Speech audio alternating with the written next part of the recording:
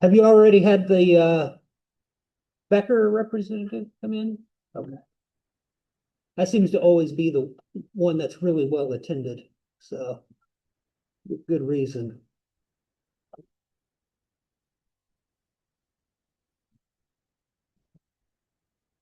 All right. Does anybody have any questions, any issues? You good? Okay. So we started on Tuesday with the our final module related to the how at a societal level, how those factors can influence our ethical behavior. And our primary source for this last module is kind of like how blind spots was with in the second module. We're talking about Callahan's The Cheating Culture, where he presents an argument that we live in a society that has normalized cheating. And what we did on Tuesday was first really try to understand his description of society, his argument of modern society. And to do that, to help define this modern cheating culture according to Callahan, he compares it to a period in our history that was previous to this modern cheating culture. Okay? So he basically compares today with a period in time that he refers to as managerial capitalism.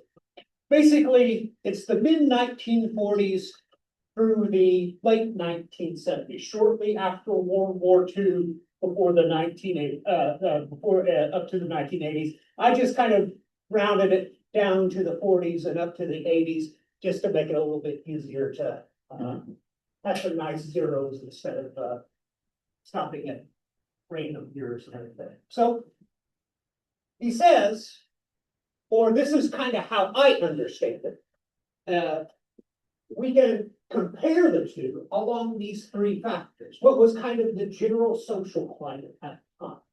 What were kind of like the general business culture? And what was the economy like at the time? And remember, he's kind of generalizing here,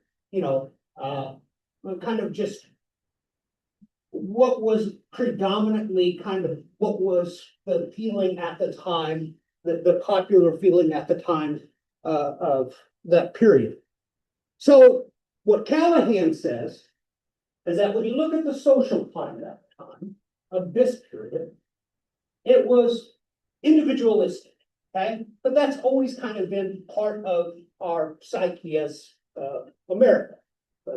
So it's this idea of us being individualistic. And think of like the Marlboro Man. I can't never say that word. That the cowboy, the smoking. Well, you guys probably never seen Smoking Man before, but that's kind of what has permeated through our society, going all the way back to its founding. But here, I always kind of like to think of it as the hippie, a very individualistic person, but at the same time had notions of shared prosperity and notions of social equities. Okay? It was still a very unequal time in a lot of ways. Minorities certainly did not have haven't made the progress that they've had today back then. But here we start to see things like the civil rights movement, the feminist movement, the gay rights movement, all these type of different movements aimed at correcting social inequities. Okay? But when you fast forward to here, and you compare and what Callahan says, well, we still have that sense of individualism today, but it's different. It's not so much notions of shared equity and prosperity. This social climate now is marked by individualism that is self-absorbed. People are selfish, materialistic, envious, and hyper-competitive. Right? And what Callahan isn't saying is that these things never existed in people back then, but now we just seem to see more of this. Okay? Also, when we look at the social, we compare the social climate between the two, what Callahan says is back in this period, when you compare, again, he's talking, he titles this period market capitalism, but when you compare managerial versus market capitalism, now we have a much weaker social contract.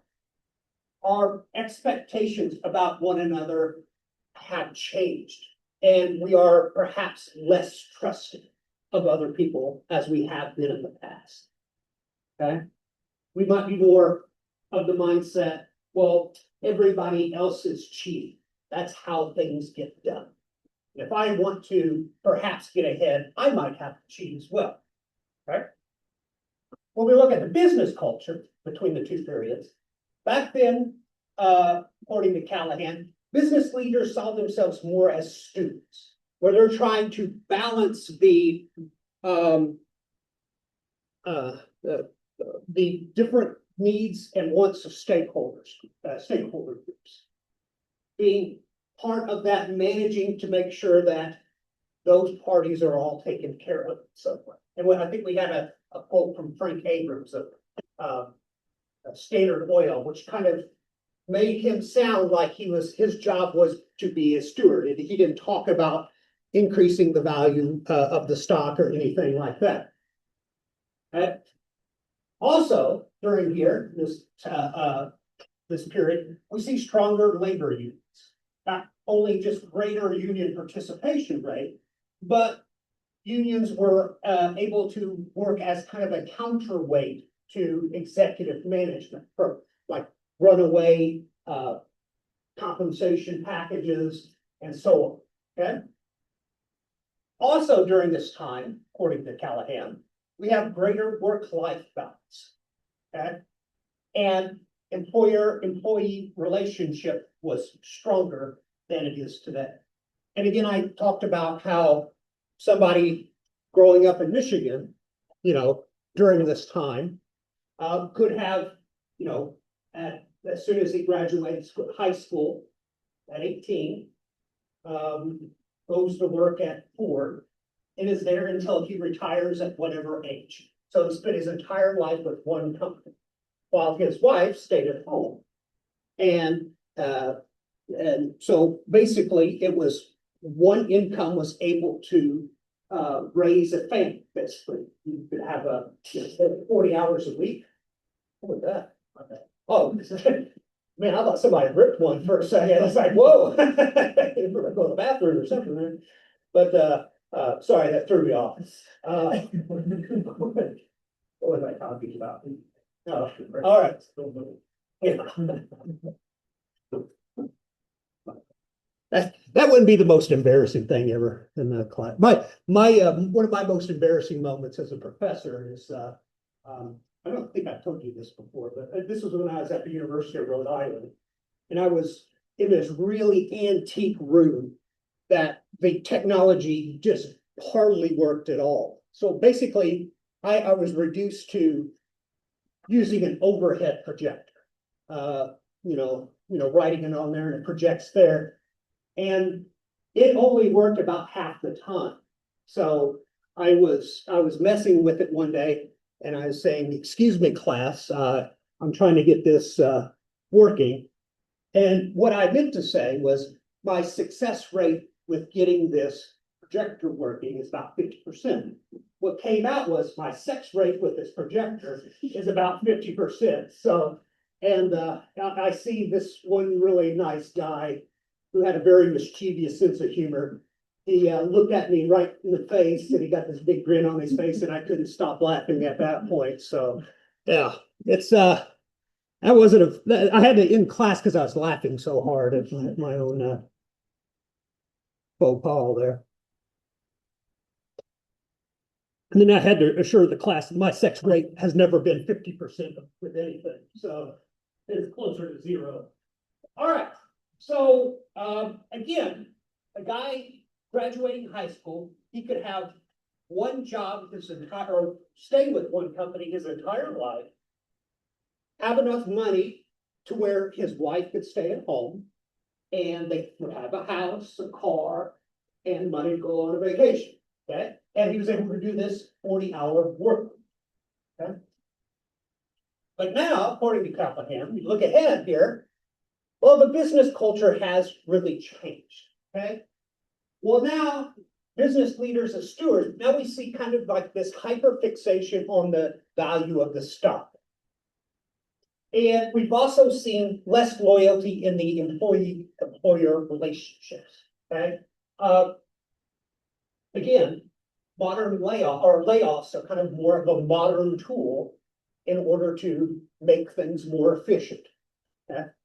And we also see employees jumping jobs more frequently. And I always say, I understand it from the employee's perspective because job security isn't what it used to be. So people are kind of forced to job hop more now and now, more than ever. All right. Also, we see that the business culture has become more hyper competitive with a bottom line mentality. We also see that it can be more cutthroat as well. Okay. And when you're watching the Enron documentary, really try to look at it from this perspective right here to see if it matches up with what Callahan said. Okay. And then finally in the economy, okay, during the period of managerial capitalism, when we look at the income and the different segments of the population, like the very rich up here and the very poor, okay, when we had gains in wealth and income, they kind of grew proportionally. And we still had very rich people, very poor people during this time. But whenever as a nation, we had gains in income and wealth, they kind of people shared in the pie to some extent. Okay, but now what Callahan is saying, well, now we have really extreme income inequality and wealth inequality, where the top tiers in the socioeconomic breakdown of our society are gaining more and more income and wealth, while everybody else kind of just stagnates. Okay. So the question is, do you accept Callahan's description?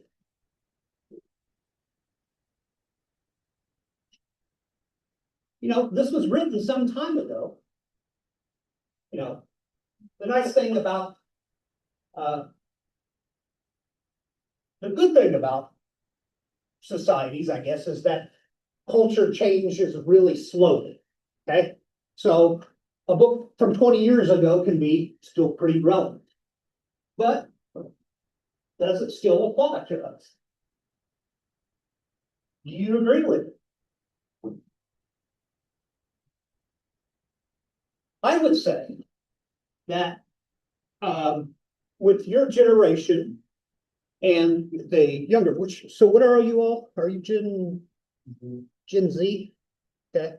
So one of the things I've noticed about Gen Z and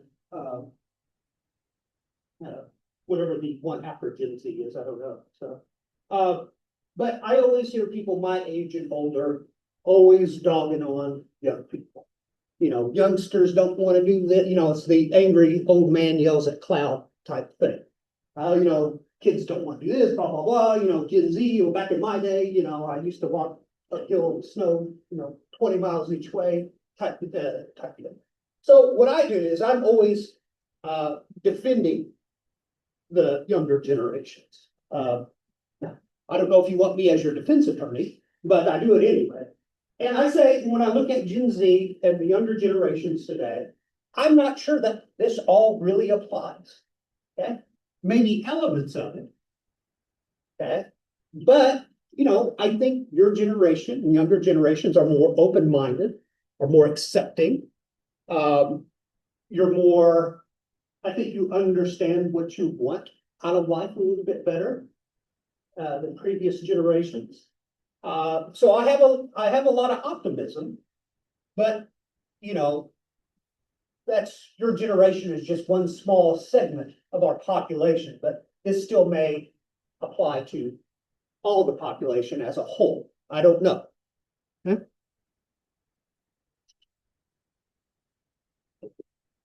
Okay. So how did we go from this to this? Well, I mean, there's no one inflection point in history. You know, I can't say on February 2nd, 1981, this happened and forever changed our society. Societies evolve and change very slowly, it seems. And it's very gradual.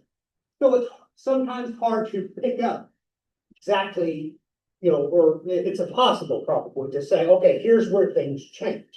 It's to say we started here and somehow this is where we are now. And what Callahan says, well, we see, according to him, we see a lot of deregulation. Deregulation that has benefited that continues to benefit a smaller portion of our society, according to him. Okay. We also see a restructured tax code.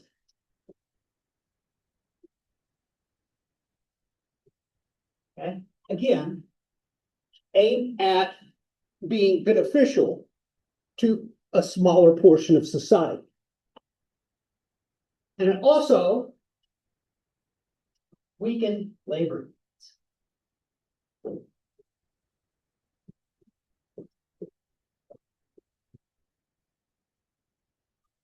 What is something you didn't like about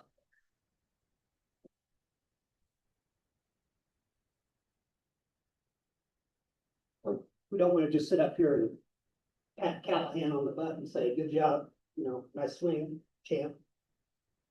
There's stuff to criticize of me, right? Yes. Yeah. He was a bit too nostalgic about the older era. Yep. If you willing to dismiss the now. I actually think individualism and keeping this going thing can be positive. Yeah. Yeah. Then calling at the time of work inside property. Yeah. But overall, he's just a very, very hard critic. Most things, so it's a little bit more difficult to prove the argument. Yeah. Yeah. Not exactly a cheery guy, huh? Yeah. Yeah. Yeah. He does kind of take this picture, but this time as being, oh, let's return to the good old days. Okay. And there were some aspects of that society. Our economy was much more sound. There wasn't these huge fluctuations in booms and busts. But for social climate at the time, and I've said this several times now, it wasn't good for a lot of people. Okay. Minorities, women, okay, non-heterosexual people. Okay. So it wasn't a great time for them. Right. What else?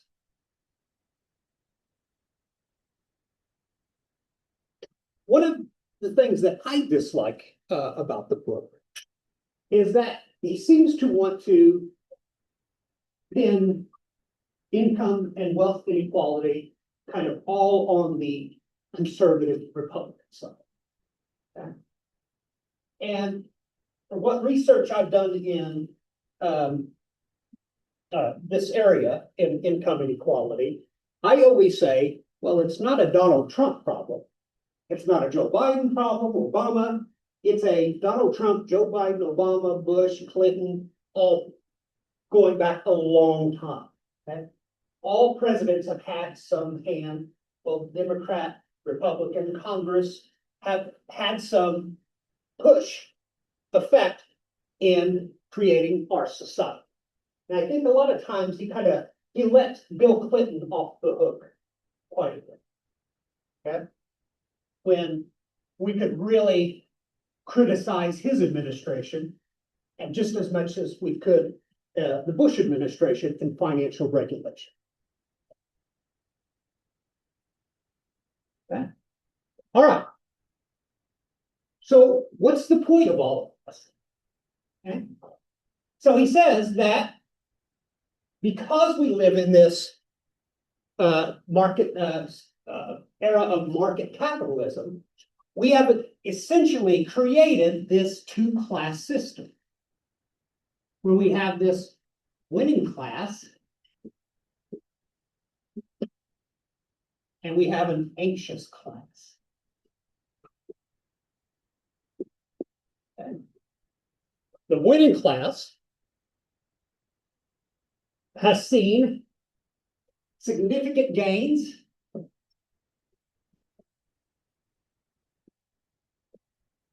in wealth, income, and influence.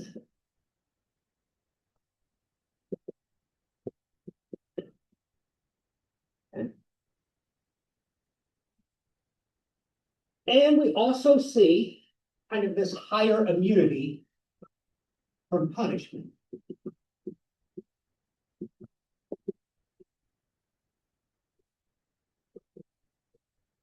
Always ask if you could steal $20 million and have to spend 3 years in a in a kind of a white collar prison, but you get the $20 million at the end, would you do it? No violence, you're just being shady with, and you steal some money, you embezzle some money for 20 million or commit financial statement fraud. Would you do it? Tempting? Yeah.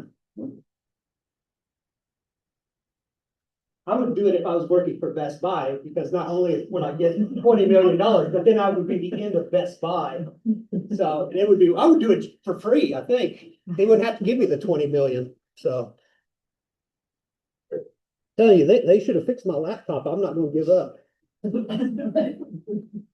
All right. But we also see big temptations to cheat. Okay. Why? Why would people that have significant gains in wealth, income, influence, and have some immunity, why would they cheat? Well, because they don't want to end up in the anxious class. Because while the rewards here are great, the penalties for being in this class are harsh, according to Callahan.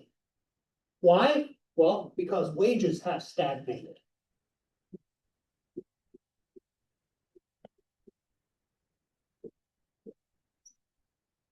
Right. We see people taking on more debt. Okay. So right about the 70s, early 80s, maybe a little bit before then, mid 70s, early 70s.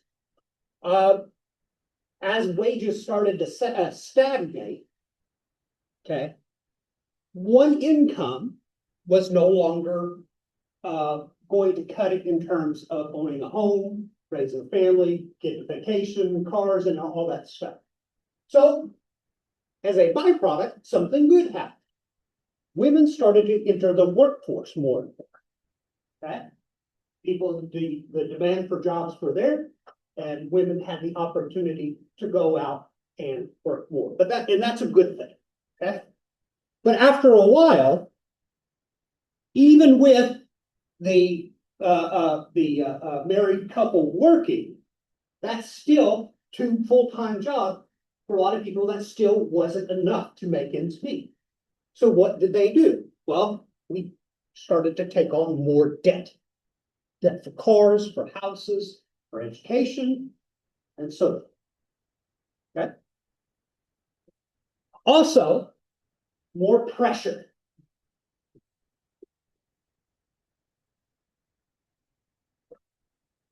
We also see a lot of types of insecurities.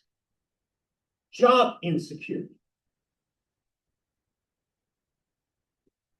Food insecurity.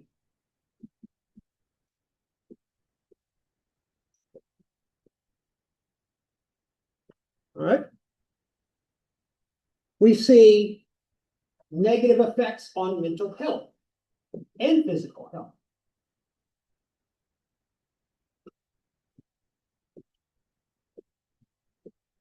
Sorry, I have to write way down here. Blame my parents. They were short. Okay.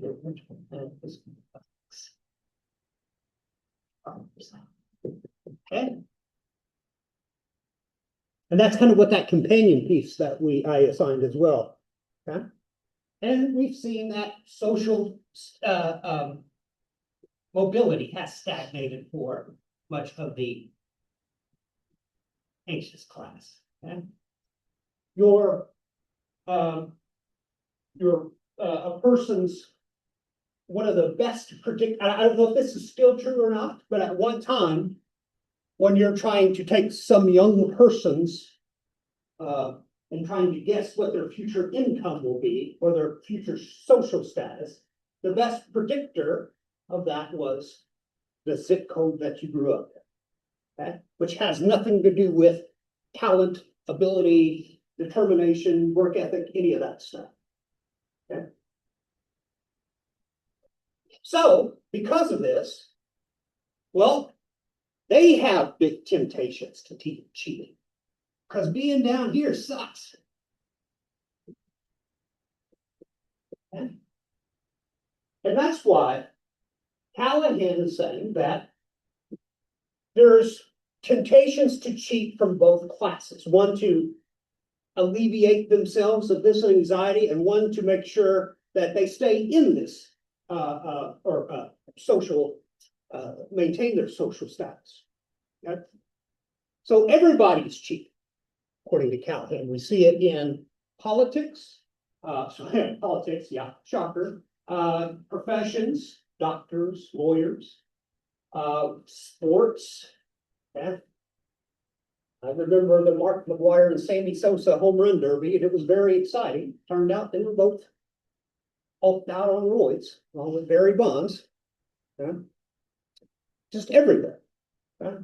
I think it was a couple of, not last summer, but a couple of summers ago, I think it was, there was this walleye fishing tournament, like in Minnesota. Yeah. And whoever won the contest, or the winner of the contest, was determined by who caught the most weight walleye. Okay? It wasn't if you caught the biggest walleye or if you caught the most, it was the overall weight of the walleye. So what a couple of cheaters would do is when they would catch the walleye, they had these little metal pellets that they would basically put down their throats to make them weigh more. Okay? And this is a walleye fishing tournament. This isn't the World Series, the Super Bowl, or the World Cup final. Okay? If you've ever played an online competitive game, you don't have to go too long before you face a cheater, I'm sure. Okay? If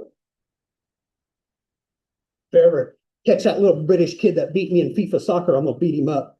So he's got it coming. All right. So we have reached this point of normalized cheating. And it reminds me of this. Actually, I'm going to show that scene.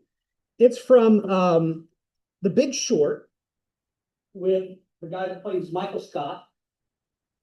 And it kind of hits home what all this is talking about. And it does it in an entertaining way. I guess that's why he's an entertainer. Let me see if I can't find it here.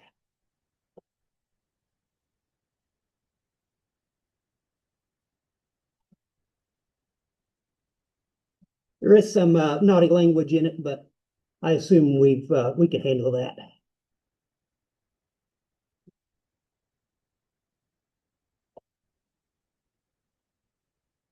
Let me see. See now.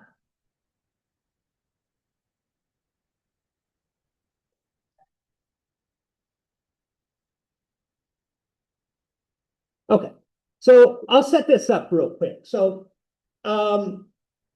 basically, I'm going to erase this so this a bit better. All right. So this is shortly after, or right before rather, the economic collapse of in 2008. The market housing is starting to crumble. And all these equity firms like Lehman Brothers and other institutions, financial organizations are starting to fall as well. And I don't know I can't remember his real name, but I'll just call him Michael Scott. Michael Scott is there. They're doing a point counterpoint at this financial conference where Michael Scott is basically saying, hey, things are about ready to explode, watch out. Whereas the other guy, I think it's Miller, a real person, not the real Miller, but an actor playing a guy named Miller, takes a different approach, saying, oh, the economy is great, I'm gonna, blah, blah, blah. So with that set up, let me show it to you. And it just, and one of the first things I said when we were talking about this book is that Callahan's not making the argument that cheating is a new thing. Of course, people have cheated forever, okay? But what's different about this cheating now is that it's become normalized. And that's kind of what, in this clip, is kind of what Michael Scott is getting at. As the housing market said, one of the big shows refused to sell our bomb. So it was beyond her for them was asked to get a conference opposite Bruce Miller and this Polish investor. After he and Mark had this debate, Alan Greenspan, one of the architects of the whole crisis, was scheduled to speak. Everyone in Mark's office showed up, even invited friends. This was the Ali versus Foreman of the financial world, the realists versus the fools. And if it seems almost too perfect, trust me, this happened. Welcome, everyone. Please give a generous welcome to Mr. Bruce Miller and Mark Baum.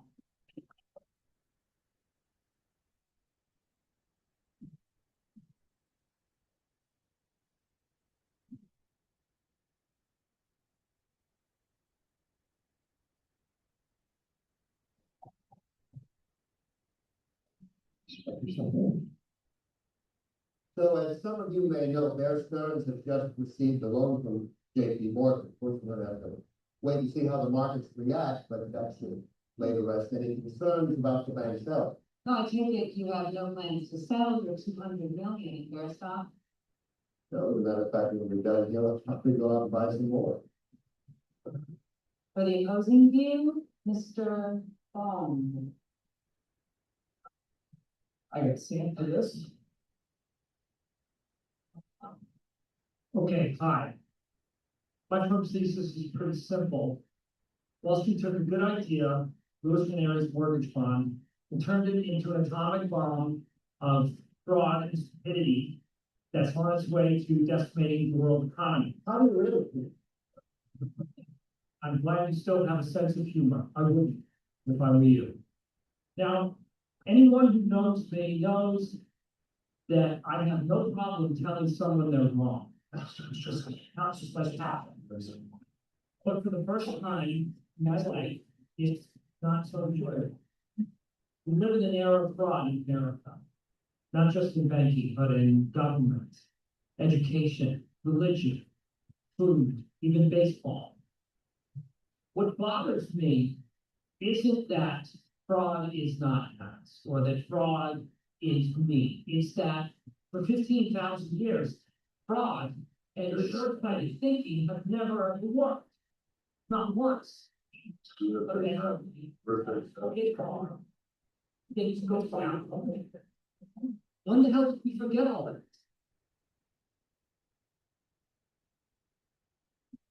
I thought we were better. I really did. And the fact that we're not doesn't make me feel all right and superior. It makes me feel sad. And as fun as it is to watch pompous dumb Wall Streeters keep wildly wrong, you are wrong, sir.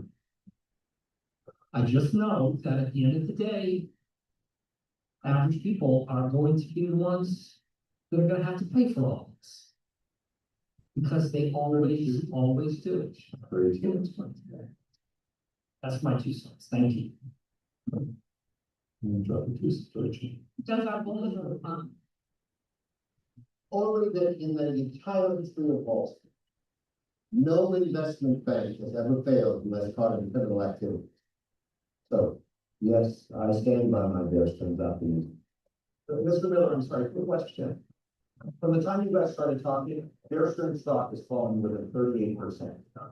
Would you still buy more? Sure, of course I thought more, why not? Oh, Jesus Christ.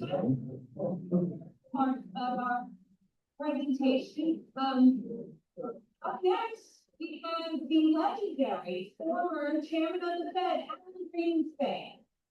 Oh, All right.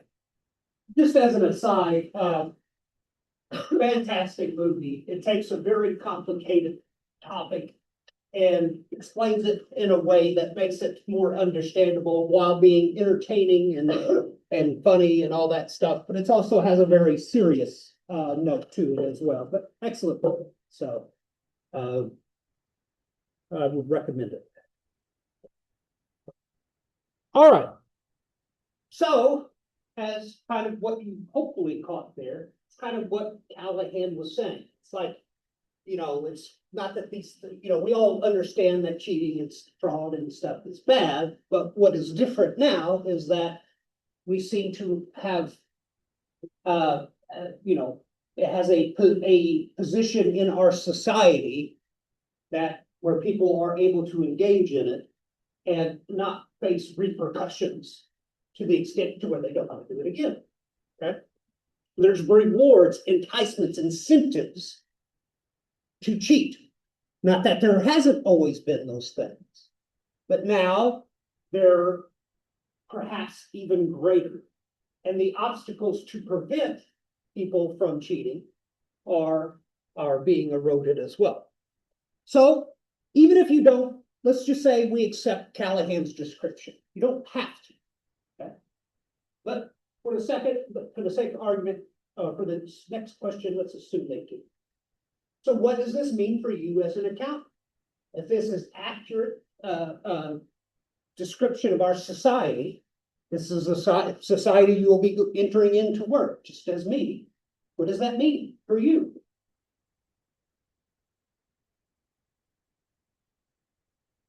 I think this is one of the questions on the final. You might want to say something, even if it's wrong.